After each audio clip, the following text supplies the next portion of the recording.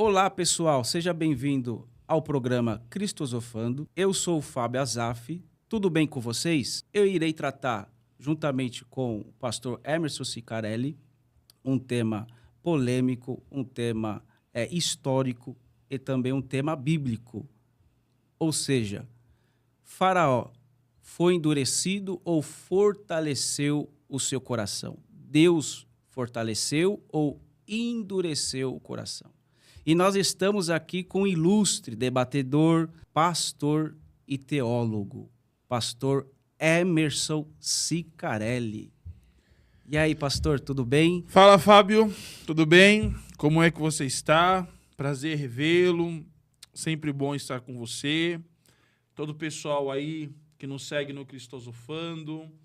Tenho certeza que hoje o programa promete e nós iremos aprender muito à luz das Escrituras, porque o tema, Fábio, ele foi muito bem escolhido, um tema muito debatido, como você mesmo sabe, mas que sempre tem algo de profundidade e de lições poderosas para acrescentar. E você aí que está conosco aqui no canal do Cristosofano, não esquece de dar aquele joinha maneiro, não esquece de compartilhar, já lançar nos grupos de teologia para aquele pessoal que você sabe que gosta, que é curioso, estudioso, exegeta, a galera acadêmica, a galera mais simplista, não importa. A palavra de Deus, ela alcança todos os níveis. E nós estamos aqui para falar sobre esse tema que parece fácil, mas não é. Mas, porém, Fábio, ele é muito profundo. Pastor Emerson, eu particularmente não tenho domínio sobre o Antigo Testamento, propriamente dito. O senhor é mestre, conhecedor da literatura judaica, até mesmo a instrumentalidade hermenêutica judaica. Para mim isso é novo e até mesmo deve ser novo para o pessoal aí fora. Pastor, Deus endureceu o coração de Faraó ou fortaleceu? Explica para a gente na temática desse tema. Bom, é importante primeiro nós começarmos falando a respeito do conceito e da simbologia do coração à luz da Bíblia. Obviamente, todos nós aqui conhecemos o conceito literal do coração, o seu funcionamento dentro do corpo humano, mas vocês já devem ter percebido que no Antigo Testamento, como no Novo também, a palavra coração ela aparece em determinados momentos e muitas passagens bíblicas, né? Uma das mais famosas que nós conhecemos é exatamente esse embate sobre o coração de Faraó, mas ele também aparece muito nas literaturas poéticas dos Salmos, né? Deleita-te no Senhor e Ele satisfará o desejo do teu coração. Ele aparece no livro dos profetas, quando Jeremias fala que o coração do homem é enganoso, quem o conhecerá? Aparece muito na literatura de sabedoria do livro de Provérbios, o coração do homem é enganoso, mas a resposta final vem da boca do Senhor.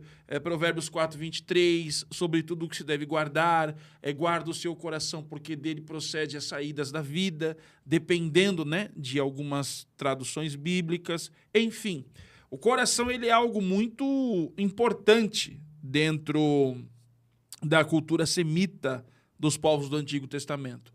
Mas ele carrega um conceito um pouco diferente daquilo que muitas vezes é visto no Ocidente.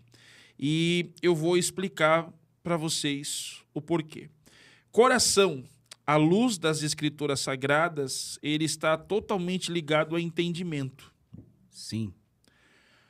Algo um pouco diferente daquilo que nós aprendemos na cultura grego-romana, na tradição filosófica da Grécia, onde nós sabemos que o entendimento está ligado à psique, está ligado à mentalidade. Para os gregos, o entendimento ele está totalmente ligado à sua mentalidade. Dentro dos povos semitas antigos, a Bíblia já nos mostra que entendimento está muito estruturado e muito ligado ao coração. E por isso que muitas vezes nós pegamos, né, determinados textos, por exemplo, Salmo 139, a carta de Apocalipse, ali de Tiatira, quando Jesus diz, e toda a igreja saberá que eu sou aquele que sonda rins e corações. Eu acho que você já viu, né? Sim. Esse tipo de simbologia dentro das Sagradas Escrituras. E você nunca se perguntou por que rins e corações? Para mim é novo e talvez seja o povo também novo. Por isso eu quero que você segue, dá um like, para que possamos continuar cada dia mais crescendo e trazendo conteúdo de alto nível. Então eu peço esse favor ao nosso telespectador, o ouvinte, para que possa internauta, possa seguir esse canal que é produtivo. Vamos lá, pastor. No livro de Provérbios, está ali Provérbios 4, versículo 23, ele diz que temos que guardar o nosso coração, porque do coração procede as saídas do coração, né? As saídas, o que nós falamos, o que projetamos. Isso também está inserido no endurecimento do coração de Faraó? Antes de responder Provérbios 4, 23, eu quero terminar com você o assunto que nós começamos, falando a respeito de eu sou aquele que sonda rins e corações. Sim. Sendo que, se nós olharmos pela visão do Ocidente, deveria ser eu sou aquele que sondo mentes e corações. Aqui está a prova básica e concreta que o coração ele está totalmente atrelado na concepção semita ao entendimento. Olha só. Mateus capítulo de número 5, verso de número 27. Ouviste o que foi dito aos antigos, não cometerás adultério. Eu, porém, vos digo que qualquer que atentar numa mulher para a cobiçar, já em seu coração cometeu adultério com ela. Vamos lá. Portanto, se trouxeres a tua oferta, eu, porém, vos digo... Tá, perfeito. Vamos lá. Esse versículo aqui, 28. Certo. Eu, porém, vos digo que qualquer um que atentar numa mulher para cobiçar, já em seu coração cometeu adultério com ela. Perfeito. Vamos lá. Jesus diz aqui, no Evangelho de Mateus, capítulo 5, verso 27 e 28, que se um homem olhar para uma mulher e em seu coração a cobiçar, o adultério já está consumado. Se você parar para pensar isso dentro de uma lógica humana e sem um entendimento devido, peraí, eu não toquei nela, não tirei a roupa dela, não levei ela a lugar nenhum, mas ele diz que se eu olhar e no meu coração eu a desejar, o adultério já está consumado com ela. Por quê? Porque dentro da concepção semita, coração é entendimento. Legal. Então, se o coração entendeu, o coração já concluiu e a ação já está concreta para que o ato possa ser feito. Agora nós podemos saltar para Provérbios 4, 23 e começar a entender um pouco melhor o que Salomão diz. Sobretudo o que se deve guardar, sobretudo, sobre está acima. O que se deve guardar, guarda o seu coração, porque dele procede as decisões ou as saídas da vida. Ele está dizendo aqui que o coração ele tem um grande poder de decisão nas nossas escolhas. Ele tem um grande poder de decisão nas nossas decisões. E que, com isso, ele precisa ser totalmente vigiado, do mesmo jeito que um guarda faz a sua sentinela. Como é a sentinela de um guarda? Ele vai de lá para cá e depois ele volta de cá para lá. A todo momento ele vigia o espaço, o perímetro, para que ele não seja atacado de surpresa.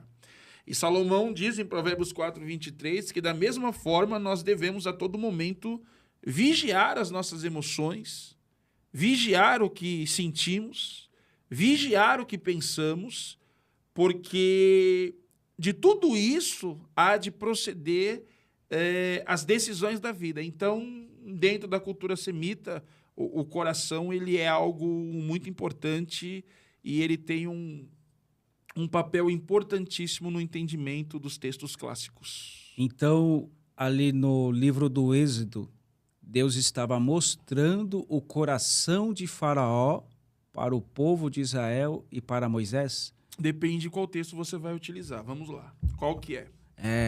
Êxodo 4, 20, acho que 21. 21 ou 23? Vamos lá, para sua Bíblia aí.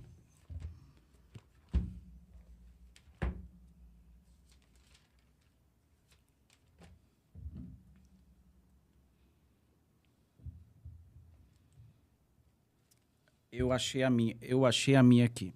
Vamos lá. Vamos lá. Diz assim, 4:21. O Senhor disse a Moisés: quando chegar ao Egito, apresenta-se ao Faraó e faça todos os milagres os quais eu capacitei. 4:21. Isso. Contudo, endurecerei o coração dele para que se recuse a deixar o povo sair. Estou usando a NVT. Perfeito. Vamos dar uma olhadinha no texto hebraico para a gente poder entender essa frase que você acabou de ler. Lê de novo a parte final do versículo para mim. Endurecerei o coração de Faraó. Va'ani arrazek et lev para'o. Va'ani arrazek et lev para'o. Fala um pouquinho devagar. Va'ani arrazek et lev para'o. Repetindo mais uma vez. Repetindo. Va'ani arrazek et lev para'o. Por que eu insisto na pronúncia? Porque dentro do texto hebraico existe, Fábio, 3 palavras que são utilizadas no contexto de endurecer o coração de Faraó. Algo que na João Ferreira de Almeida, muitas vezes nós não notamos. Verdade, pastor. Porque o texto sempre aparece, o coração do Faraó endureceu. O coração do Faraó endureceu. Mas dentro do texto hebraico nós temos 3 palavras para poder tratar a respeito disso.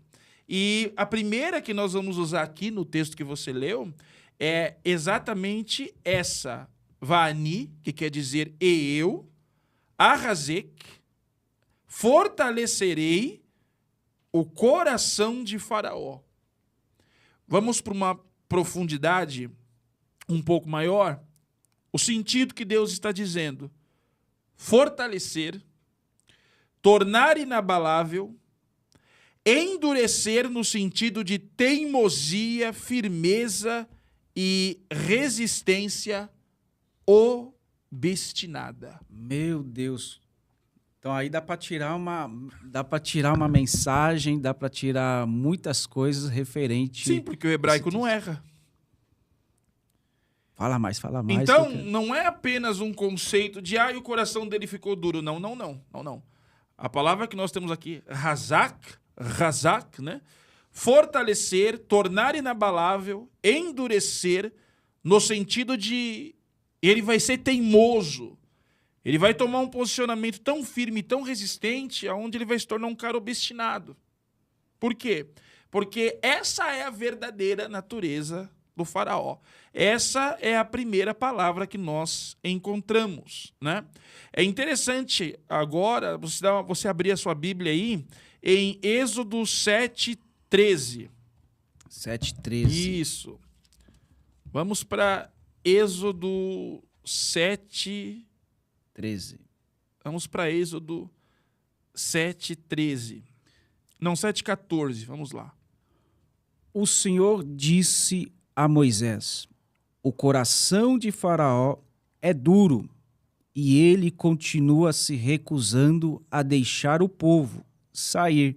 Portanto, vá ao Faraó pela manhã, quando ele estiver descendo até o rio, pare à margem do rio Nilo e encontre-se com ele. Vamos ali. tentar focar na parte que fala o coração do faraó é duro. Repita novamente. O Senhor disse a Moisés: o coração de Faraó é duro. Perfeito, vamos lá. Kaved lev paro. Pastor, fala um pouquinho, bem devagarzinho, para o público entender. Kaved lev paro.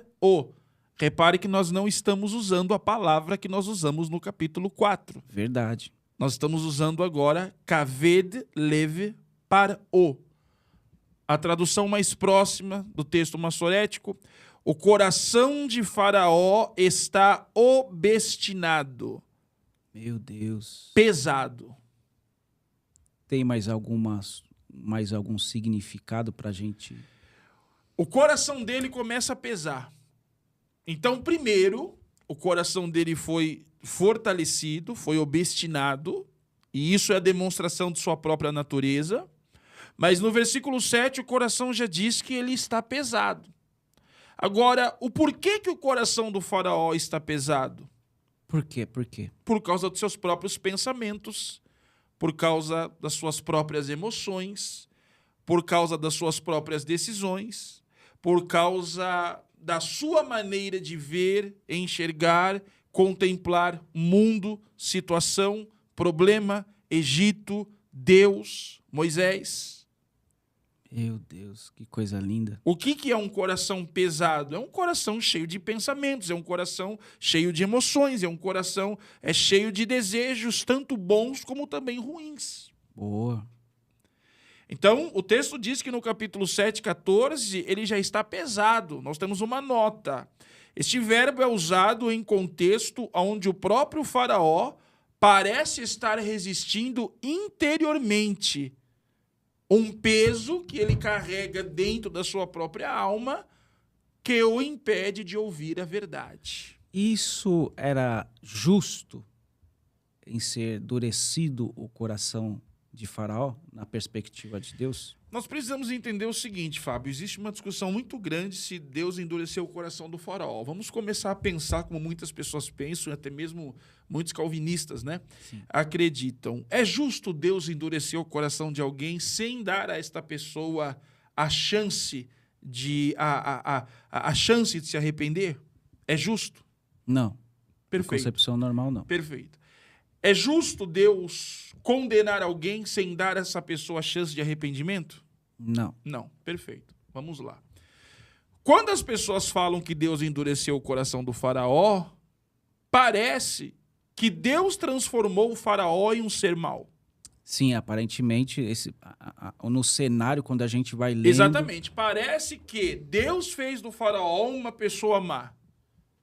Mas, na verdade, Deus ele só usou as suas estratégias e o seu grande poder para mostrar exatamente quem era o faraó a todo o povo hebreu, a todo o Egito e a todas as nações posteriores que vieram depois através da escrita. E eu vou te dizer por quê. Psicanaliticamente falando, o faraó é um arquétipo de todos nós. Todos nós temos coração de faraó. Como assim, pastor? Todos nós somos o faraó. A Bíblia é um livro totalmente psicanalítico, embora eu sei que muitas pessoas logo vão começar a se levantar, principalmente os ultra-religiosos e fanáticos. Todos os personagens da Bíblia são um arquétipo da nossa própria existência. E o faraó automaticamente é um. Por quê? Porque o faraó é um coração duro. O faraó é um coração que resiste. O faraó é um coração que não abre mão. Com certeza, Fábio, já existiu em algum momento da tua vida, ou pode existir até hoje, não sei, determinadas coisas que você não abre mão. Sim, com certeza. Determinadas coisas que até o próprio Deus pediu para você e você até hoje não abriu mão. Verdade. Claro que não usando da mesma maldade e prepotência que o faraó utilizava. Mas coração de faraó é coração que não negocia.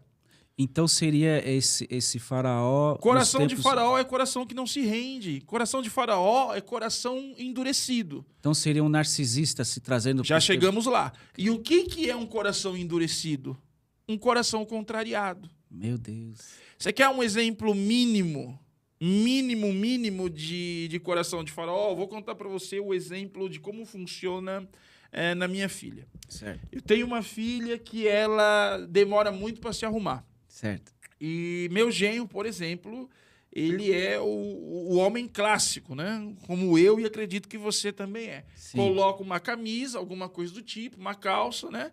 Ele põe um boné na cabeça e ele já está pronto. Certo. E ele começa, Bruna, vamos, já vou, Bruna, vamos, já vou, Bruna, vamos. Aí ele vai, senta na sala ali, papeia um pouco comigo quando dá. Vamos, Bruna, já vou. E ela vai demorando, a ponto que chega uma hora que o compromisso que os dois tinham, eles vão chegar no final. E aí a hora que ela sai, no momento que ela quer, no momento que ela deseja, tudo dentro do tempo dela, Sim. é uma coisa muito simples. Ela fala, vamos. Aí, de repente, ele olha e fala, agora quem não quer ir sou eu.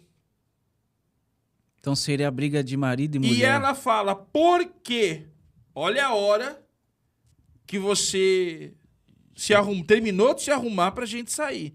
Eu queria sair às 8h30, nós estamos saindo às 22h. Nas 20 horas eu queria sair, estamos saindo às 22h. O que gera no coração dele esse endurecimento para não sair mais?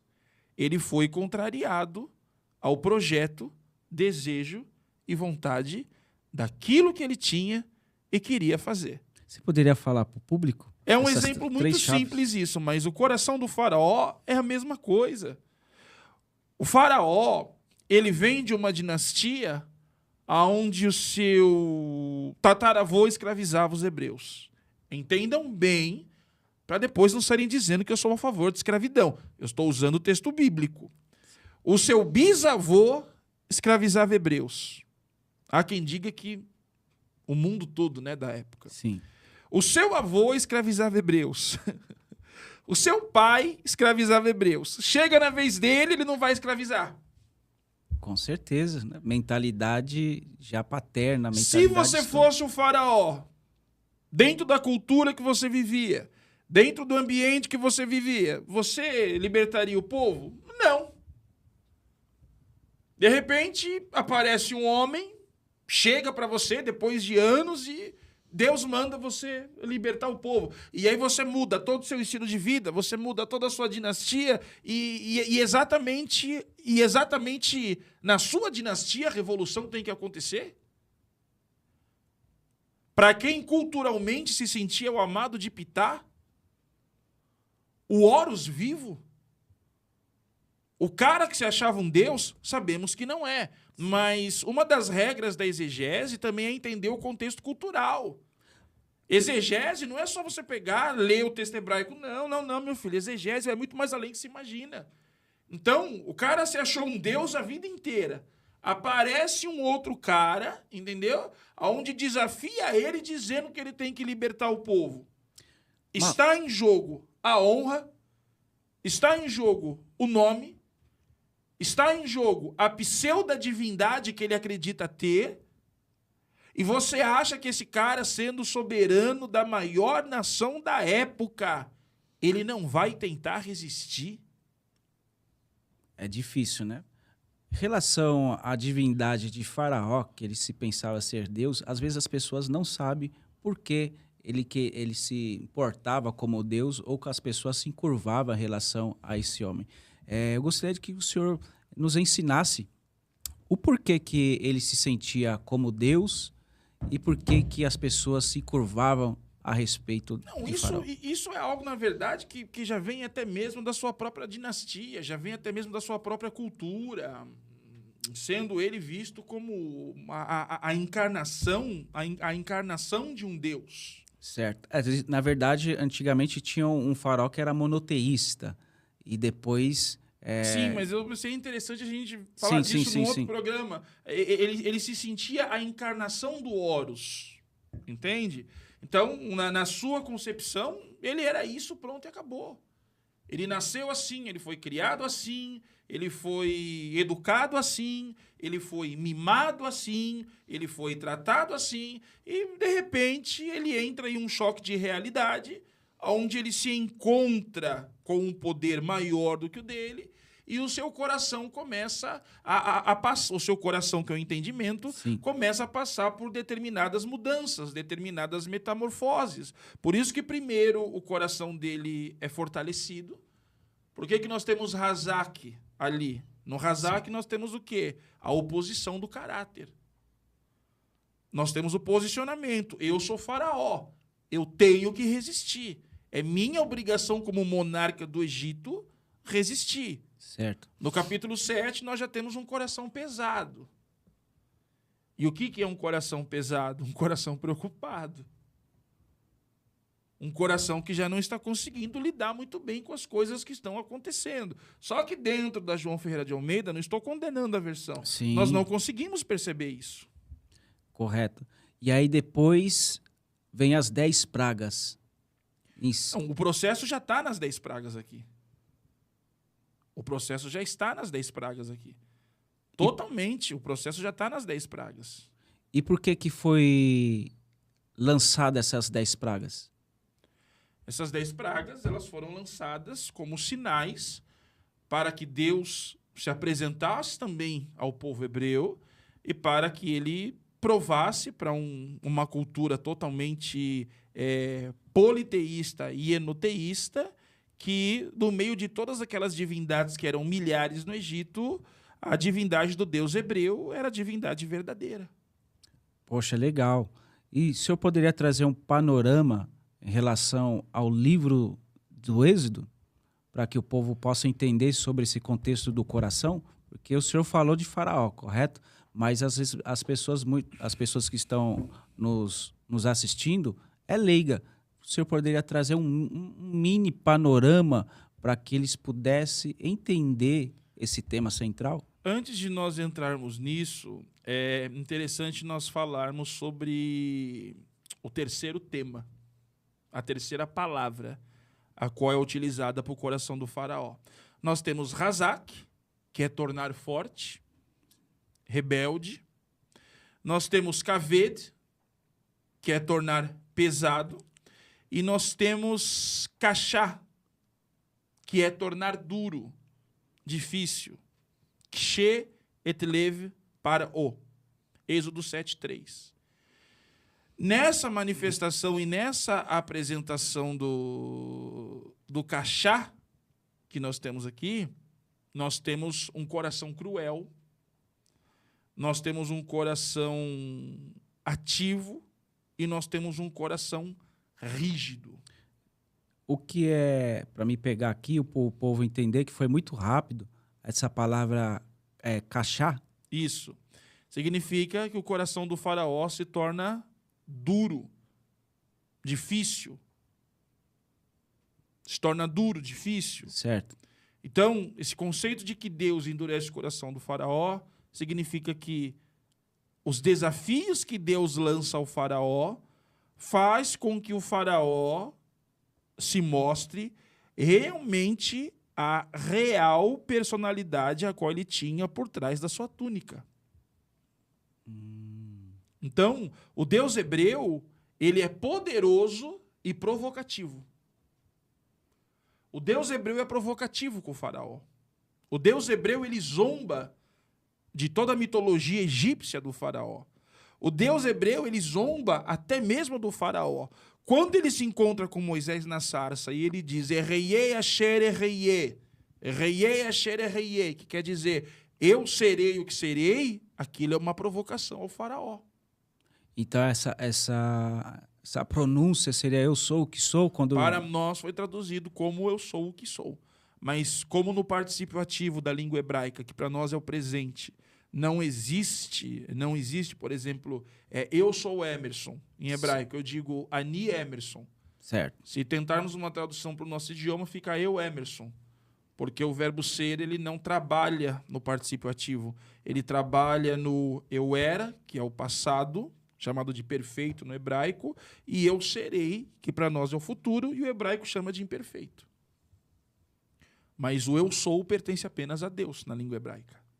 Então, por isso que ele falou, eu sou o que sou, e por causa que ele solta aquelas pragas para demonstrar, então, como é que está o coração de Faraó a respeito de Deus e também da sua suposta divindade? Totalmente.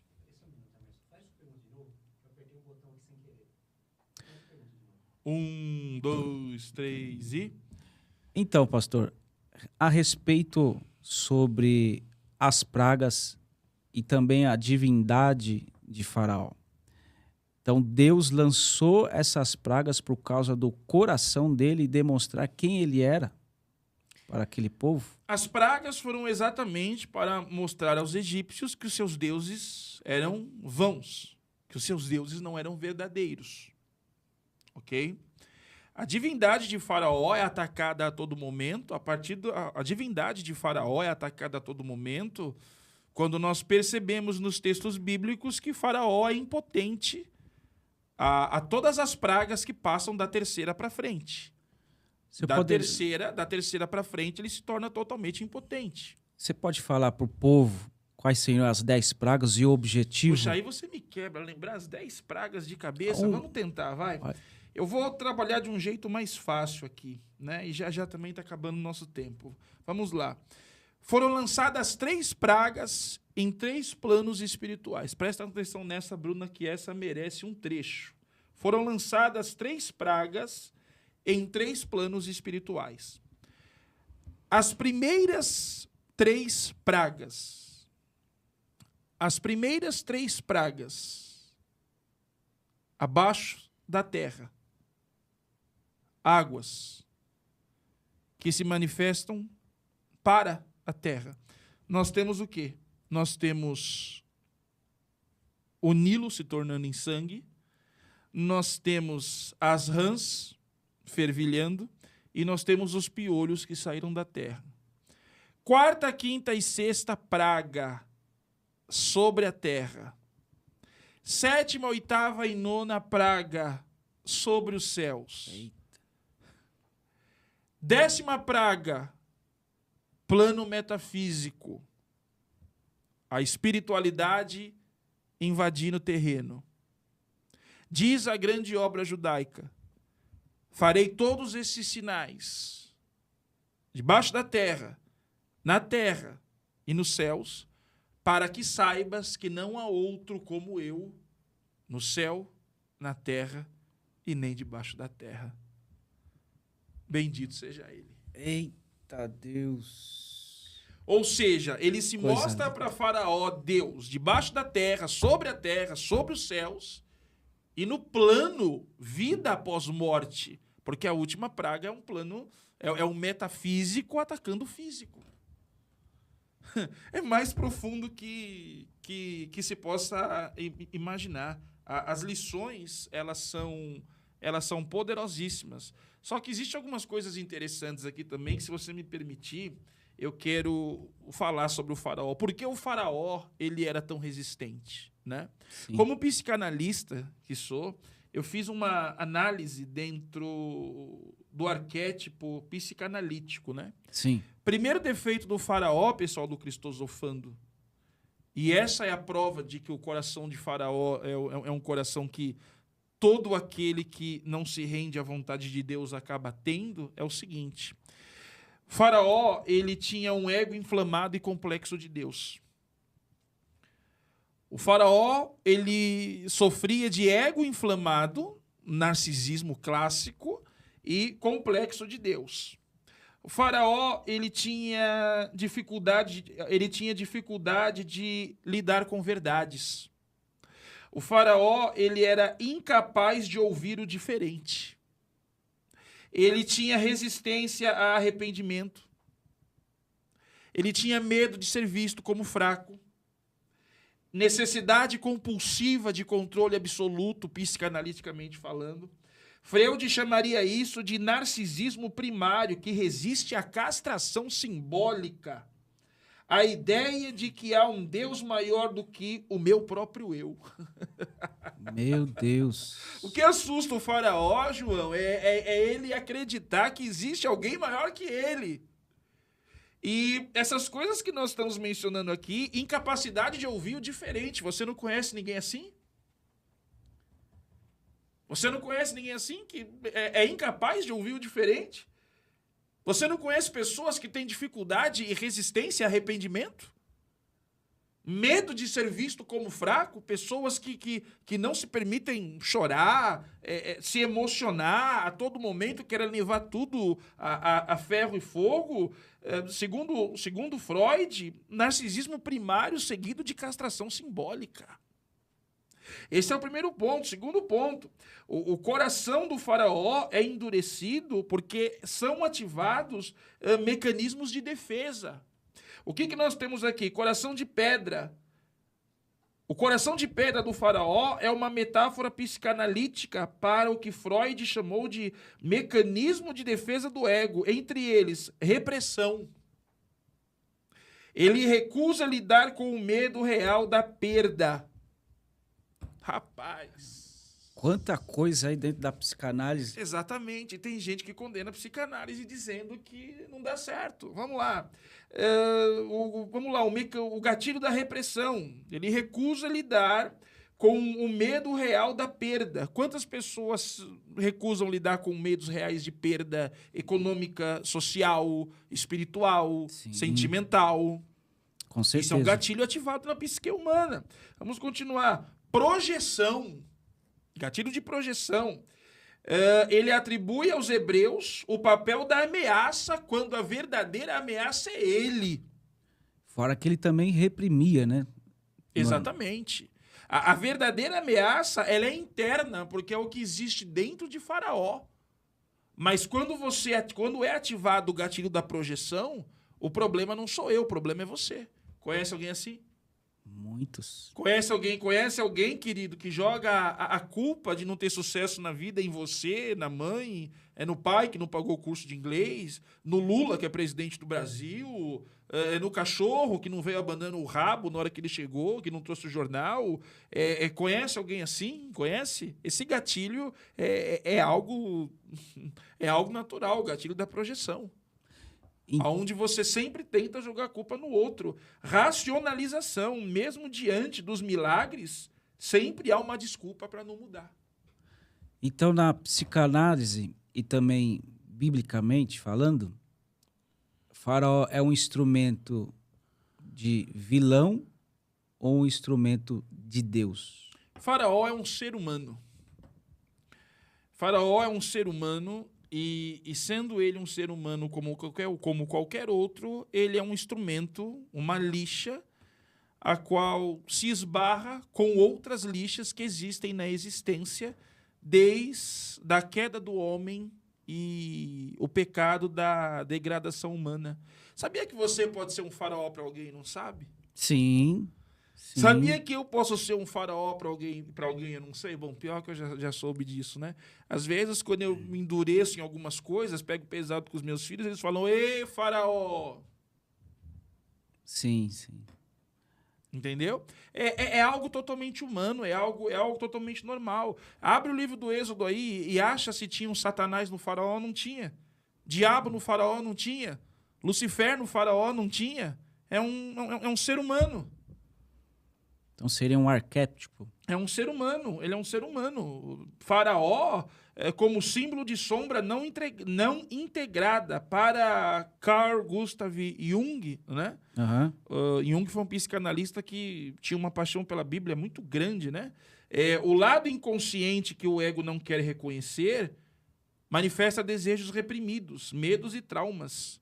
Faraó se recusa a ver sua própria humanidade, o cara se achava Deus. Você sabia que a tradição judaica conta no Midrash? Claro que não são Midrashes de Alahá, né? São Midrashes de fábula, né? São Midrashes de Agadô.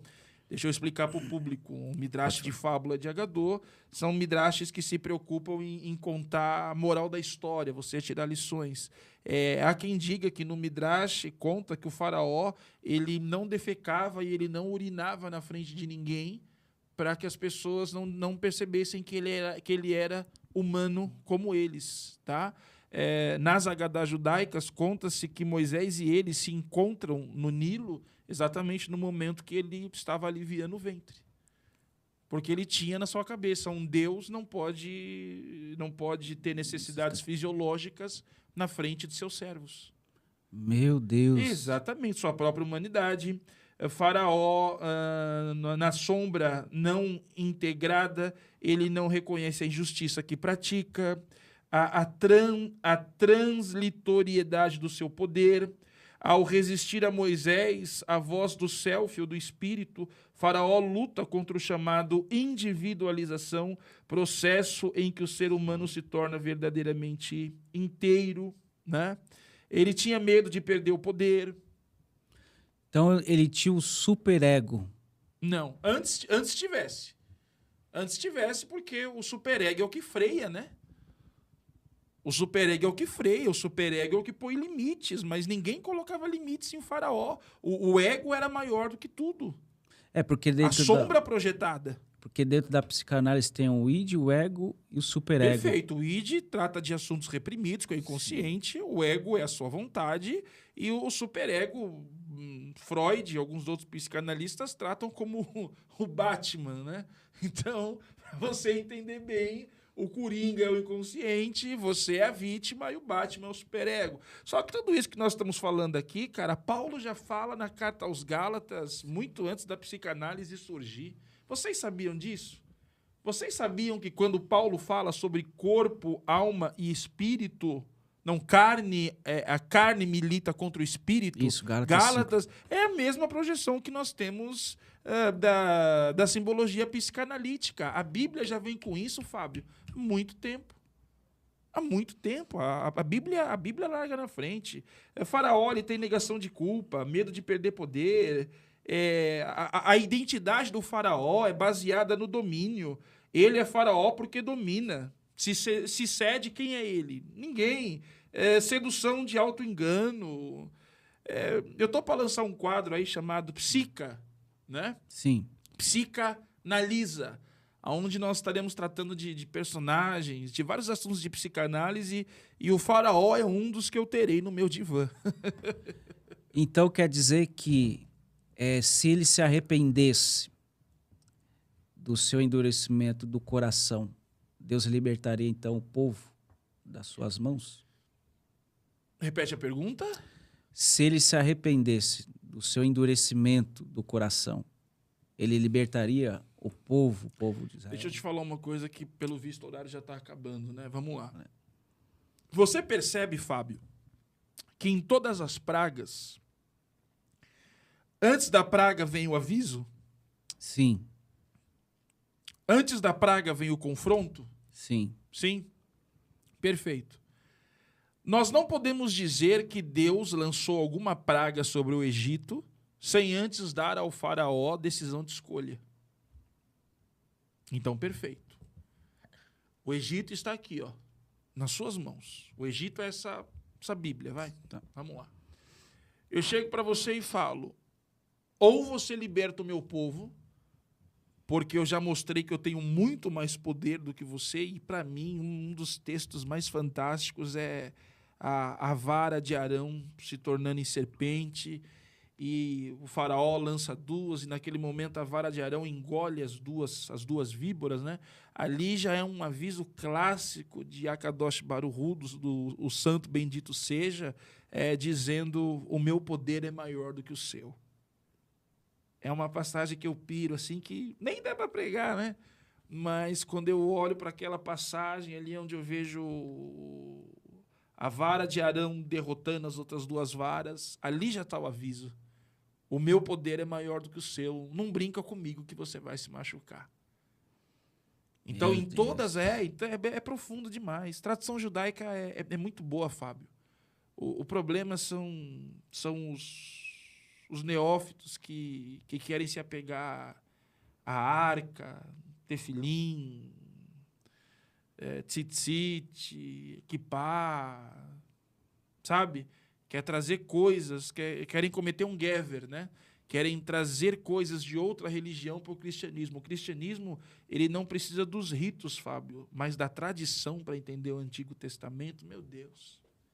Eu posso falar para você que é muito rica, entende? E ali já está o aviso. Ali já está o aviso. Eu sou mais forte que você. Solta o povo. E é interessante que ele fala, quem é esse Deus aí? Eu não conheço. Perfeito, perfeito. Mas, solta o povo. Se você não soltar, o Nilo se torna em sangue. Tem direito de escolha. Tem opção. Quem fala que isso é predestinação, pelo amor de Deus, isso vai para vocês, calvinistas, que, sinceramente, vocês não têm o que fazer. Com todo respeito, vocês não têm o que fazer. Vocês precisam parar de querer ficar calvinizar o Antigo Testamento. Entende? Direito de escolha. Poxa, então não vai libertar o povo? Então vem a praga. Mas o que acontecia, Fábio, quando o faraó chamava Moisés e dizia, pequei contra o Senhor? A praga era retirada. Aí o coração dele se endurecia novamente. É como se fosse um filho, né? Você Mas, disciplina. Fábio, o faraó entra na igreja toda hora, com meus 17 anos de pastorado. Quantas ovelhas aí que chegam na igreja, membros, vamos chamar de membros que é melhor, né? Membros que chegam na igreja, quebrados e... Ai, se Deus me ajudar, Deus melhora eles um pouquinho. Fala aí, Bu. Um pouquinho, entendeu? O cara tava no deserto, Deus deu um copo d'água para ele aqui, ó. Ele já começa a pisar nos outros, ele já começa a se achar melhor que todo mundo, com um pouquinho que levantou. O coração de faraó é humano, é psicanalítico. Se eu não vigiar, eu tenho. Se você não vigiar, você tem. É verdade. Sobretudo que você deve guardar, guarda o teu coração. Levave na língua hebraica, levave. Guarda o teu coração, porque dele procede as saídas da vida. E é isso. Meu Deus. Não tem mais como você falar mais alguma coisa. Eu sei que está acabando. Para o povo sentir aquela vontade de quero mais. Espere pelo Psicanalisa, onde nós estaremos aí tratando, dando um curso, uma mentoria sobre as profundidades da alma dos maiores personagens da Bíblia e da filosofia também. Tem muito cara legal aí para a gente estudar, porque nós devemos examinar tudo, né? E reter o que é bom. O que a gente pode deixar para o povo aí, perdão, é que não vale a pena você ter um coração... Não vale a pena você ter um coração de faraó. Não vale a pena você ter não vale a pena você ter um coração que não revê conceitos. Não vale a pena você ter um coração que, de tempos em tempos, não dá um restart em determinadas áreas na tua vida. Não dá para ter um coração que sempre acha que você é o melhor, que você é o imbatível, que você é o grandão, que você é o centro das atenções, né? Eu gostava muito, nunca fui de assistir novela, mas eu lembro que quando passou a novela dos 10 Mandamentos, né, o cara que fez o faraó, quem foi, Bu? Foi o Sérgio Maroni, né? Ele fez um faraó digno, né? Quando gritava, eu sou o Horus Vivo, eu sou o Amado de Pitá. Para mim, o faraó foi melhor que Moisés até. E ali você viu que ego, prepotência, né, meu? Aquela coisa de eu sou. Aí, quer uma para encerrar? Encerra. Vamos lá. Tá começando a gostar de tradição, né? Sim. Quer uma para encerrar? Vamos lá. Aí aparece um que diz assim, tu não é. Vou te mostrar que você não é. Vamos lá. Kadosh Baruhu, santo bendito seja, para quem não sabe é a maneira que eu chamo Deus. Ele aparece para Moisés na sarça. Já viu o tamanho de uma sarça? Nunca ouvi, pastor. Não, tá. Algumas... Seria isso assim, mais ou menos? Não, um não, pouquinho? maior, mas não chega a 1 metro. Uma murta, uma coisinha assim, mais ou menos. Menor do que Moisés. Aquele que fala pela sarça, Isaías 40, 28 diz que não dá para esquadrinhar o seu entendimento.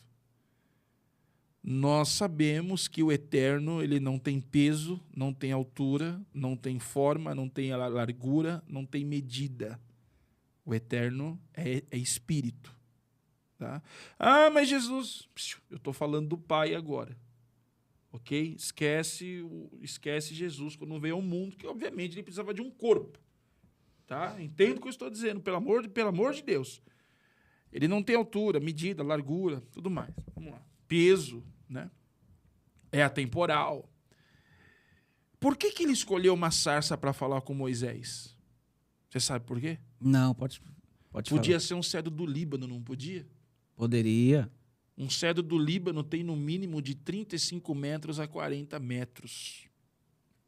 Ele poderia ter escolhido uma árvore, João, gigantesca para mostrar glória, fogo, poder, e ele escolheu uma árvorezinha assim, uma murta, uma coisinha pequena. Sabe por quê? Porque Moisés estava todo despedaçado emocionalmente. Imagina você, príncipe do Egito, adotado pela filha de Faraó. Imagina a vida que você tinha. Oh, outra coisa. De repente você perde, fica barbudo, usando roupa de pastor de ovelha, deixa de cheirar as melhores essências para cheirar a ovelha. Imagina como fica a psique do cara. Doido, frustrado, afligido. Exatamente. Por que ele chama Moisés da sarça? Porque ele sabia o estado emocional que Moisés se encontrava. Ele sabia que se ele se manifestasse como ele se manifestou no Sinai, fogo, trovão, aquela barulheira toda, Moisés fugiria. Moral da história, Deus ele sabe como chegar perto de você. Ele vai se manifestar para você de acordo com o teu estado emocional do momento que você se encontra. Ele não vai se manifestar para você com trovão, rajada, igual foi no Sinai, onde o povo tinha até medo de se aproximar dele. Mas ele se manifestou para Moisés em uma sarça que era menor do que Moisés. Que lindo. Quando Deus me converte, há 22 anos atrás, Deus não me converte com letra, Deus não me converte com hebraico, Deus não me converte com esse conhecimento todo que nós tratamos aqui. Deus me converte com uma palavra. Eu tenho uma obra na sua vida e por pior que você esteja, ainda que você esteja mal vestido, magro, acabado, eu não te olho como eles te olham. Vem para mim, pronto, e acabou. Se na casa que eu entrei tivesse letra naquele culto de lar, eu não tinha ficado. Então Deus ele se manifesta para você de acordo com o estado emocional que você se encontra. Quando você ficar forte, pode ter certeza que ele vai mostrar toda a sua força, todo o teu poder e toda a tua glória. Para lembrar você, diga ao forte que eu sou fraco. E é isso, espero ter contribuído nesse bate-papo de amigos.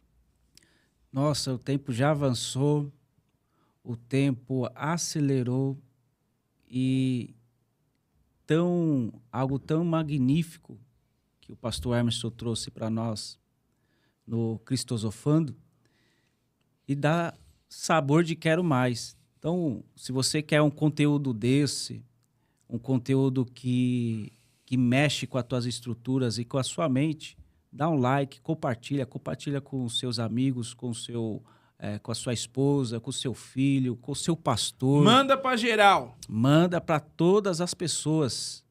E qual que é as suas redes sociais, pastor Emerson Sicarelli? Como que a gente consegue achar o senhor? Vamos lá. Emerson Sicarelli no TikTok, Emerson Sicarelli no Facebook. Não, Emerson Sicarelli no TikTok, Vamos devagar. Emerson Sicarelli no TikTok, Emerson Sicarelli no Instagram. Eu tenho um canal no YouTube também, Emerson Sicarelli. E aqui no Cristosofano, faço parte dessa família maravilhosa, juntamente com nosso irmão Paulo Henrique, que não pôde estar por um compromisso hoje. Beijo, Paulo Henrique. E com você também, né, Fábio? Que está chegando aí nessa família e Deus está fazendo grandes maravilhas, né? Temos também a nossa equipe que fica por trás dos bastidores, o João, a Bruna, e é por aí que você me encontra. Pessoal, se você quer esse conteúdo, se você quer mais conteúdo, segue, fala conosco, tem a minha rede social, Fábio Azaf, lá no Instagram. E quero deixar vocês cientes que vai trazer mais conteúdo, o PH, o pastor Emerson Sicarelli, outros irmãos também que eles vão estar trazendo aqui. E vou dizer, acabou nosso conteúdo hoje, mas eu te espero nesse mesmo canal, nesse mesmo horário, e espero você no Cristosofando. Um abraço e até o próximo Cristosofano. Tchau, tchau.